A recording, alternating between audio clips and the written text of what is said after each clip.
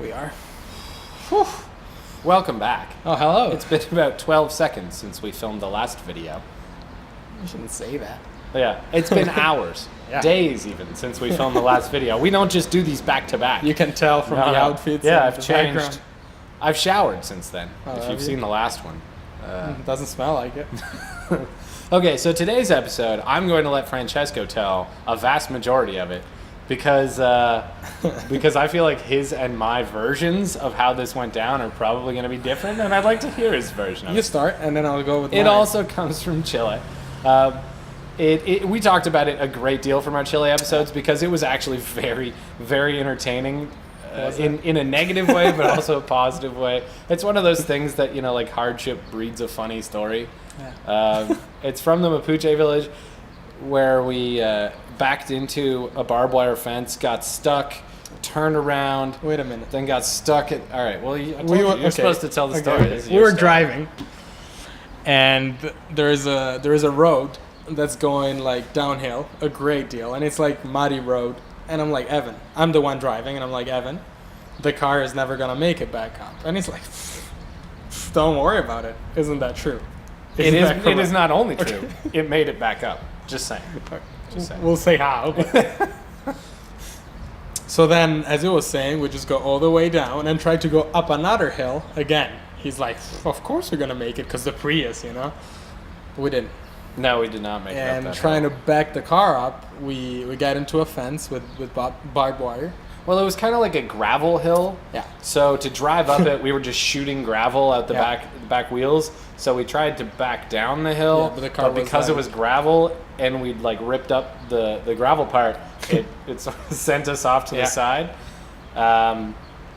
right into a fence. Right into a fence. And not like a little bit into the fence, like very firmly Yeah. wedged into the fence, and it's barbed wire, and it's sort of like, it's also my friend's car, so we rented from Auto, which is a great little Chilean company run by a friend of mine, and he'd done us a huge favor to get us this car, and we were like 4 days from returning it into over After, a month like, of yeah, over a renting it, month. so it was it's very frustrating, and we roll into the fence. Yeah. Um, And then we need help because we're stuck. Like no way to get it out because it's all like. We tried mud, pushing. Yeah. We We tried did pushing. anything, Yeah. just wouldn't get out of there. Yeah. So an entire village, I would say 20 people roughly, came out to help us. It was their fence. It was This their was the fence of their home, so they noticed that we'd driven into it. They were like just chilling there. Yeah, I believe they were laughing at us as a collective Yeah. before we required help. But yeah, 20 of them came or so. Yes, roughly Yeah. 20. And they helped us get in the car out of there, and they did. We made it. We They made did it. help.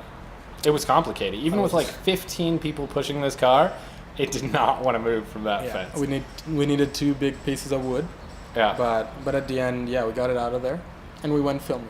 Yeah. Very and then we had to frustrating. film a whole episode. We filmed that. What was the episode? The human sacrifice Human episode. sacrifice. Very, very frustrated with our Yeah. car Oh, man. somewhat trapped in the fence. Anyway, Not yeah. happy that day. Not happy that day. Yeah. So we're done filming, and now we have to go back up the main hill, and the one that he was claiming, you know, it's not going to be a problem. And that second hill was twice the height of this Oh, first hill. at Easy, least. easy, At least, yeah. and definitely way worse Yeah. in terms of traction. Yeah. So we make it up about a quarter of the hill, roughly, and then we're stuck. Like it's just not going up, and I'm just pressing that accelerator, but it's not going up. It's So just what we shooting do- mud It's all just- over the place. Yeah. But we get 3 people to help us. Mhm. 2 kids, 2 kids. Mapuche kids, and a very old man Yeah. asking for wine. Yeah. But that is not part of the story. Well, it's kind of part of the story. So essentially, we're halfway up this hill, or a quarter up this hill, and there is mud all over the car. There's mud all over me because I've There gotten is. out to push, and it's like just shooting it up. And like my arms, my clothes, it's like I've gone swimming in mud.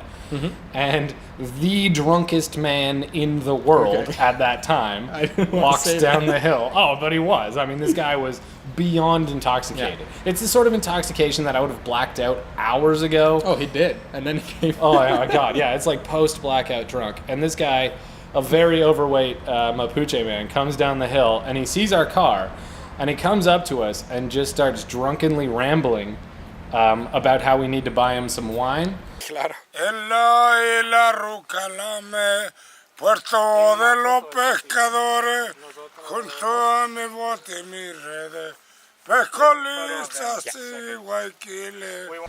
And we don't understand. Sometimes we'll pick out a word or two. Yeah, But Vino. no, but Vino. He's thrown out Vino a lot. And he pretends to help us push the car up, but it's Yeah, like that drunken lean on something. Oh, it was hilarious. But Francesco and I are dealing with this man, and we're realizing we're never going to get up this hill. Never.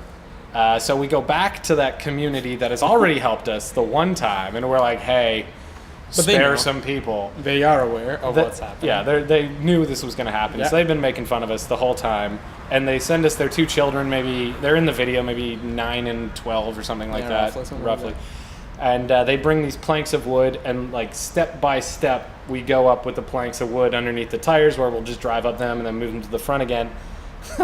and the drunk man, the kids don't understand him. Like they're just laughing. And he keeps pretending he's helping, but like he'll lean on the car sideways when we're pushing it up the hill. Like it's not even the right direction to push it up the hill.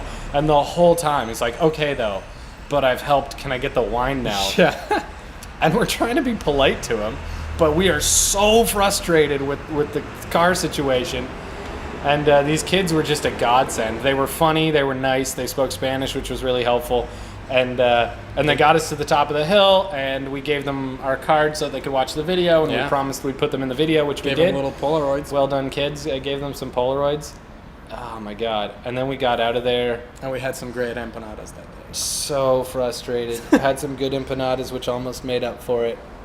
And it was really entertaining in Now it is. retrospect. Yeah, now it In is. retrospect, But very that day, fun. dude, I thought we would live with the Mapuche for like forever. Yeah, I felt just like we were just move- get our own move little in, yeah. farm. There were pigs everywhere, which I loved. I just thought it was funny that we were Uh-huh. stuck in this like mud hill surrounded by oinking Yeah. pigs. Very funny. But the moral of this story is don't listen to Evan when you're is driving. never listen to me ever. I'm not a very intelligent man. And on top of that, I think it's also that you kind of have to take things easy, especially when you're traveling.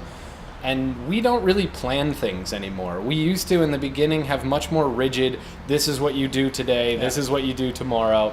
And experiences like that taught us, if you stick with that rigid schedule, you're just going to frustrate yourself into oblivion. Because what if it rains, like today? Yeah. Or what if you get stuck at the bottom of a hill?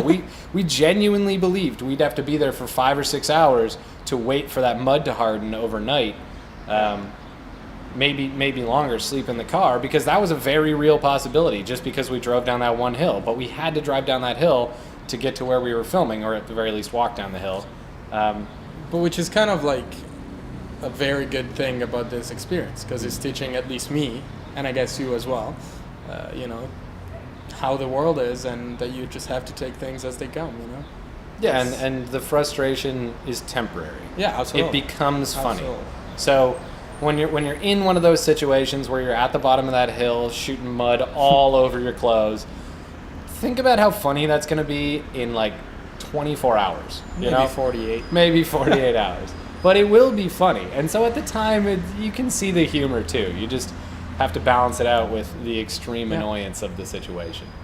So yeah, I thought it was a fun experience. I'm amused it happened. I would not want to do it again, but we Nope. probably will. So, that's life. Thanks, guys. See you guys.